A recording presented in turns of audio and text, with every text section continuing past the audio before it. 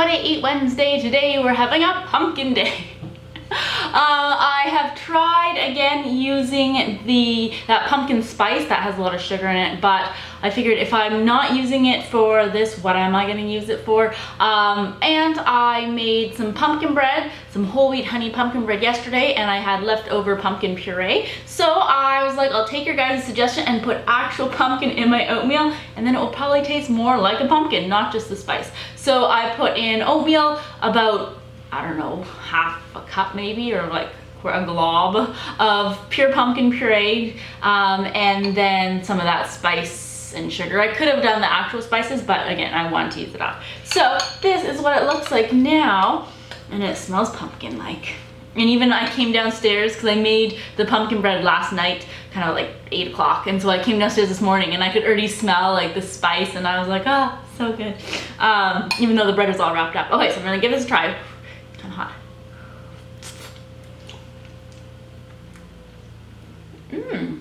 Okay, yeah, I can totally taste the pumpkin now, obviously.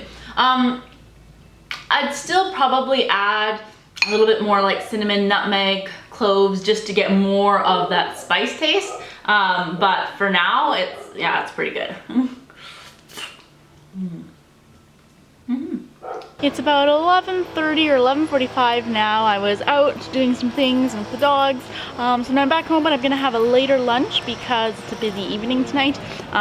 So I'm just having some of my pumpkin bread that I made yesterday.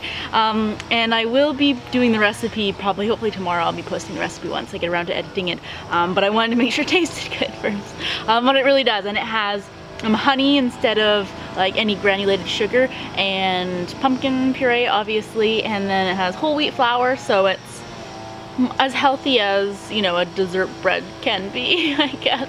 But no, it's really good. Ooh. It's lunchtime now, and I am having leftovers. On Sunday I made some stir fry, so I am having that today. So I have rice, and then I put a little bit of quinoa in it because I once did that because I ran out of rice and I actually really like it. So I did that, and then I also added some lemongrass, which I quite like as well. I'll continue doing that when I'm making it with stir fry. It just kind of kicks it up a notch and you get that extra flavor profile. And then I'm just gonna have some of the remaining stir fry. Again, we have the soya slices, and then most of it is just from like a Costco frozen veggie mix with a couple bits of new or fresh ingredients as well. So this is what it looks like. No pumpkin in this meal today. But yeah, I'm gonna enjoy this. I can even smell the lemongrass, it's really good. Alright, so I'm finally back home. It is 9 o'clock now. I actually have to stop at the vet hospital because I had to pick Molly up. She had a dental cleaning today. So now her teeth look very clean, but she's a bit grumpy. Just still recovering from the anesthetic and everything. Anyways, so now I'm making dinner finally, and I was like just gonna have a salad, and I was like, no, I committed to using up that leftover pumpkin puree, so I'm gonna find a way to incorporate it into my dinner. So I am going to make, or I'm making currently, I'm just stirring it so I keep looking down, pumpkin polenta fries. So I just added corn, or about a third of a cup cornmeal to a cup of water, because usually the ratio is 1 to 3, and then I added a little bit more water, and then the leftover pumpkin puree, there's probably about half a cup. This is what it looks like now. Nice and orange, there we go. And then I'm gonna put it onto this container, and then once it's thicker, and then briefly put it in the freezer just for it to completely set, and then cut it into little pieces and then bake them. So an elaborate meal for, you know, 9 o'clock at night, but yes, I'm using up this pumpkin puree. So I can say that I had pumpkin for breakfast, snack, and dinner. Alright, so I took it out of the freezer, and it's firm enough. I still have to be delicate with it. And then I'm going to slice it up and then put it on here and bake it.